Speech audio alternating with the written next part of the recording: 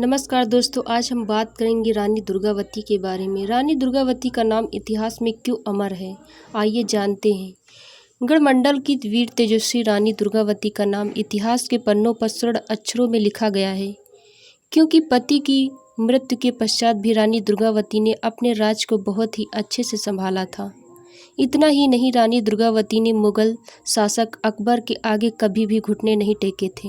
इस वीर महिला योद्धा ने 3 बार मुगल सेना को हराया था और अपने अंतिम समय में भी मुगलों के सामने घुटने टेकने की जगह उन्होंने अपनी कटार से अपनी हत्या कर ली थी।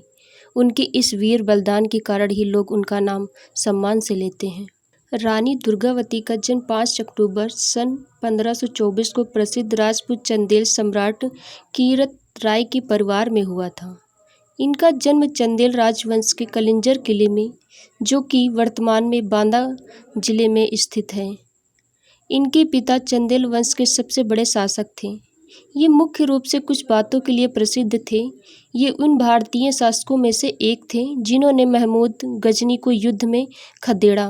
वे खजुराहो के विश्व प्रसिद्ध मंदिरों, जो कि मध्य प्रदेश के छतरपुर जिले में स्थित हैं। वर्तमान में यह यूनेस्को विश्व विरासत स्थल है। रानी दुर्गावती का जन्म दुर्गाष्टमी के दिन हुआ था, इसलिए उनका नाम दुर्गावती रखा गया। इनके नाम की तरह ही इनका तेज, साहस, शौर्य और सुंदरता चारों ओर प्रसिद्ध थी। खजुराहो के दार्शनिक स्थल के बारे में आइए जानते हैं। रानी दुर्गावती को बचपन से ही तीरंदाजी, तलवारबाजी का बहुत शौक था। इनकी रुचि विशेष रूप से शेर व चीते को शिकार करने में थी। इन्हें बंदूक का भी अच्छा ज्ञान था। उन्हें वीरतापूर्वक साहस से भरी कहानियाँ सुनने और पढ़ने का बहुत शौक था। रानी ने बचपन में घुड़सवारी भी सीखी थी और रानी ने अपने पिता के साथ ज़्यादा वक्त गुजारती थी। उनके साथ ही शिकार में भी जाती थी। साथ ही उन्होंने अपने पिता से राज के कार्य भी सीख लिए थे और बाद में वे अपने पिता उनके काम में हाथ भी बटाती थी। उनके पिता को भी अपनी पुत्री पे बहुत गर्व था, क्योंकि रानी दुर्गावती सर्वगुण संपन्न थी। इस तरह उनका शुरुआती जीवन बहुत ही अच्छा था। रानी दुर्गावती का विवाह योग्य होने के बाद उनके पिता ने उनके विवाह के लिए राजपूत राजाओं के राजकुमारों में से अपनी पुत्री के लिए योग्य राजकुमार की तलाश शुरू कर दी। दूसरी ओर दुर्गावती दलपत शाह की वीरता और साहस से बहुत प्रभावित थी और उन्हीं से शादी करना चाहती थी, किंतु उनके राजपूत न होकर गौड़ जाति के होने के कारण रानी के पिता रानी दुर्गावती और दलपत शाह की शादी के बाद गौड़ ने बुंदेलखंड के चंदेल राज्य के साथ संगठन कर लिया।